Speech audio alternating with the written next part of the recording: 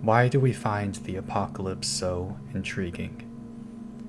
Why do we have such a fascination with something so far away, set in a world that is so very different to how our world is today? Why do we continue to return to this setting in fiction when stories set in the present or even the past might be far more relatable?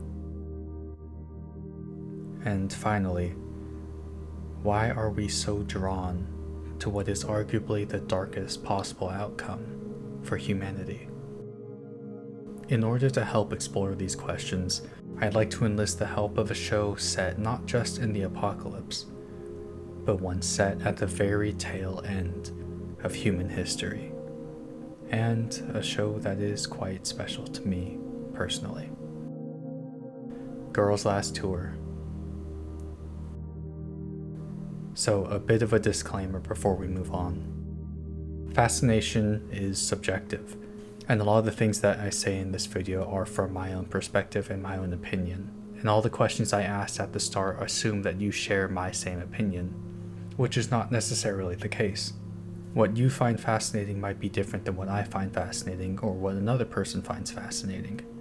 So this entire proposition is mostly just for my own selfish curiosity, and that could be shared by nobody else. But I humbly ask that you take a few minutes of your time to humor me as we explore these questions. So first, I feel it's necessary to define what exactly I mean when I say apocalypse, because in today's world it seems that apocalypse is more of an overarching genre rather than a single straightforward genre.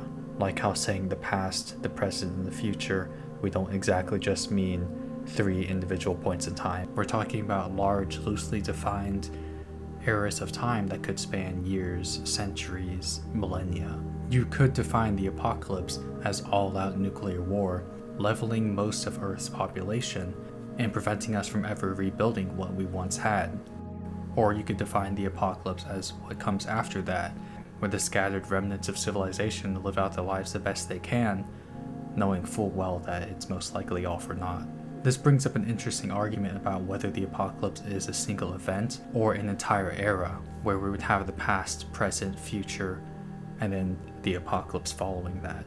I feel like that argument could probably be more explored in a different video, possibly by someone more knowledgeable than myself. Or, going off of Girls' Last Tour as an example, we could say that the apocalypse literally means the final chapters of human history, witnessing the final human beings to ever leave their mark on this planet before Earth falls silent, thus marking the end of the Anthropocene. And I'm sure that many could argue that we are currently in the apocalypse, suggesting that modern human civilization is already rapidly approaching its end. This could be for a whole slew of reasons, a lot of which I would rather not get into because they tend to involve some sort of politics, and that's a topic I would rather keep away from this channel. For the most part though, the apocalyptic genre tends to have one thing in common, and that's that it is set in the distant future, in a world with technology akin to science fiction, and one that is barely recognizable to our world today. Which brings me to my first topic about why there's so much intrigue to this genre, and that's an entirely new world to explore. Any good apocalyptic story worth its salt requires the author to first envision the world in which the story will take place, which, given this specific genre, that could mean the story takes place hundreds or even thousands of years from today. That is a far greater timescale when compared to the amount of time that we have had access to modern technology. As we are unable to see into the future, the author must envision everything that happens between now and when this future story takes place. And that in and of itself can be a generator for so much creative potential. World building in general is vital to any story set in the realm of fiction, and this is even more crucial for a story set in the distant future. When done correctly, audience members can then fantasize about what has happened in this fictional world based off of the clues that are found as the story naturally progresses. And these theories then act as starting points for discussions, for theories to develop and bounce off of each other, sparking new interests that might not have been there otherwise. And as the story goes on and more details are revealed, new factors are added to these theories, adding more fuel to these discussions and challenging fans to dive deeper into the story's lore. Even for a casual viewer, engaging in the world setting without the story deliberately explaining everything adds a whole new layer of enjoyment. Good world building is something that, when done properly, is invisible, but it adds so much more to a story. A casual viewer might not immediately recognize the importance of world building, but it excites a part of the subconscious that makes them want to come back for more. It adds much needed depth to a world of fiction, making it feel more fleshed out, alive, and believable, and even potentially relatable. And as we one by one decipher the clues left by the writers, we slowly realize the disturbing history that led up to this point, and ultimately what led up to the end of humanity. And this is my second point. The apocalyptic genre is one of many things that touches on a sort of macabre fascination in the human mind. There is an underlying captivation in all of us with the darker side of our world. You've probably heard of the concept stating that we tend to focus on negatives as a means of evolutionary protection. Now, full disclosure, I am not a scientist, and I don't know how much of a connection there is between these two topics, but I can't help but notice that we do tend to pay more attention to the grittier and uglier parts of our world. You see it all over news outlets and social media, how a lot of the times we tend to see those darker topics on our timelines. And most of the history that we study in school tends to be the darker points of the last 1,000 years. So what about the apocalypse, which is by definition the darkest, ugliest, and grittiest potential ending for us? Instead of, say, intergalactic conquest, which implies that we finally overcame all of the silly disputes that we have today in order to collectively preserve a future for humanity amongst the stars, we instead find ourselves here, stuck on Earth until we're either destroyed by nature or destroyed by ourselves. It is, by all accounts, a very heavy subject to think about, but it is also vexingly intriguing. I personally tend to stay away from the negative news headlines and social media posts because I don't want to just constantly be thinking about those things on any given day.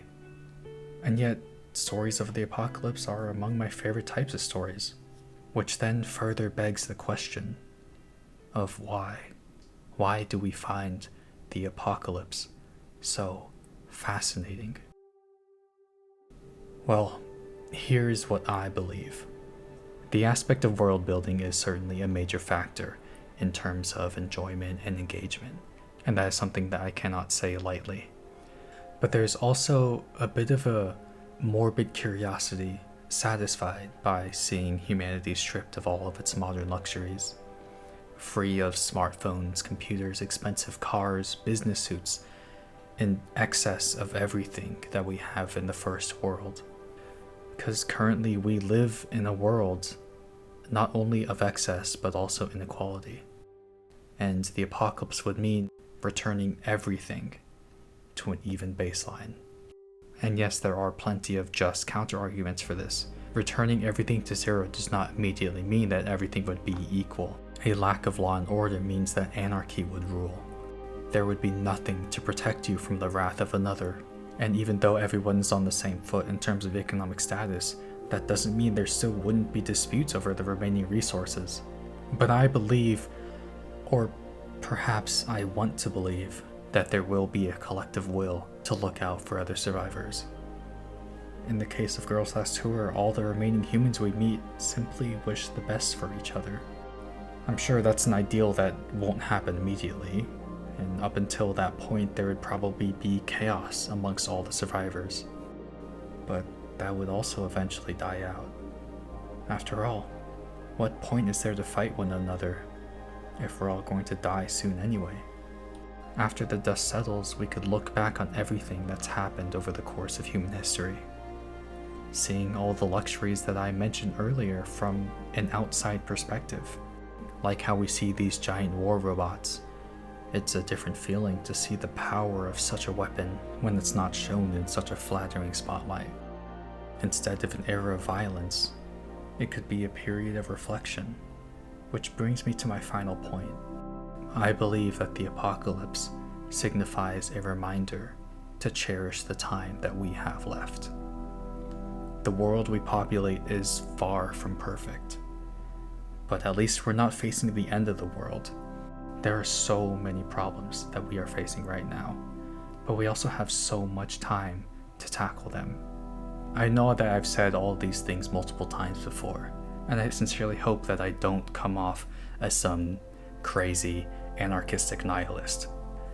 But it is something that I truly do believe, that instead of using the time that we have left to destroy ourselves, we should instead focus our efforts to avoiding these fictional outcomes. Ideally, we would be able to overcome war. Ideally, we would be able to overcome climate change and inequality and pollution. Ideally, we could collectively come together and achieve interstellar travel, in which case we wouldn't be permanently bound to our home planet. And we might be able to even reach for the moon, if for nothing else but for Chi and Yu's sake. Maybe the apocalypse isn't the most relatable or the most entertaining, but it certainly is one of the most powerful and one of the most intriguing, at least to me.